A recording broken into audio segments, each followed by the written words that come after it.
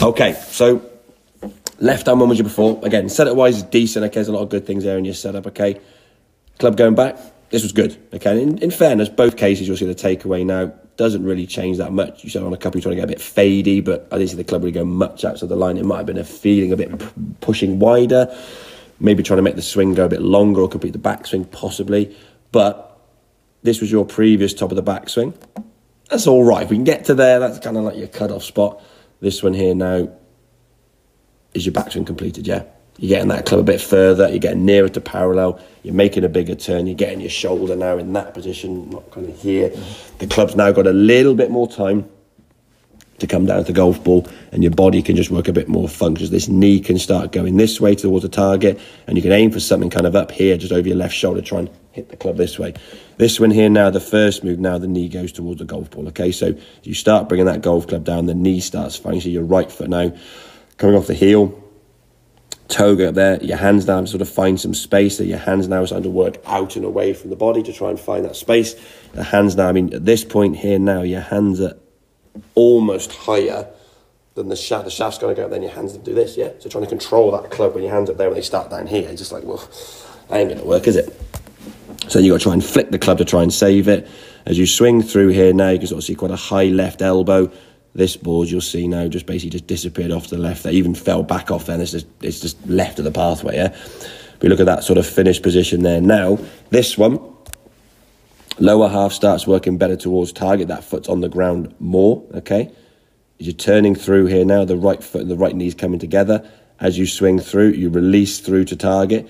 Now as you swing down here now, the angle of your left arm, this here to me looks a lot more under control, where this looks a lot higher, kind of like up there somewhere, because you kind of had to go like that, as opposed to actually just getting the hit this thing that's behind you of that left, just gone, and you just, the elbow just looks a lot more comfortable.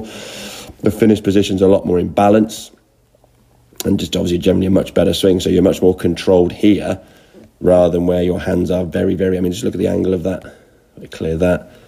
That golf club there now is kind of straight down there, where that one to me is going a bit more down towards the golf ball a bit more. It's a little bit more here rather than there, which is indicative of somebody sort of doing that, flipping at it, hitting the big hook, and then just like, where's it going to go? You can't get around. You couldn't hit that thing, or that feeling of this thing up here, the different colours you can see, the thing up here you were trying to hit, you couldn't hit it with that club because the club's kind of got stuck and got nowhere to go. And again, a visual of the club face now, if I clear all these lines.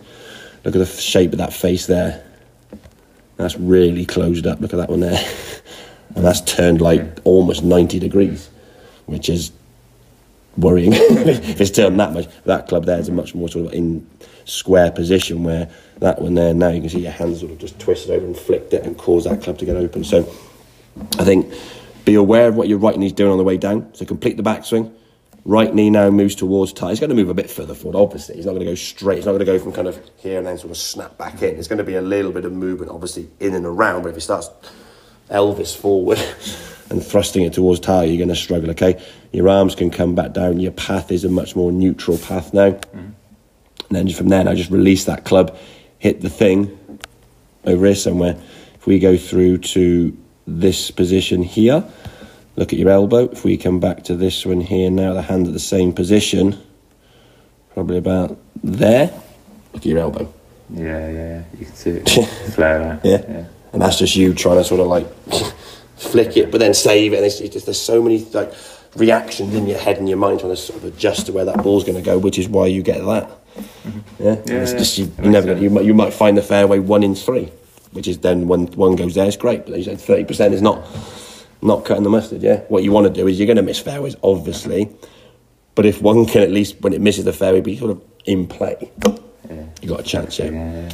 Make sense? No, spot on. Yeah. Excellent, good stuff.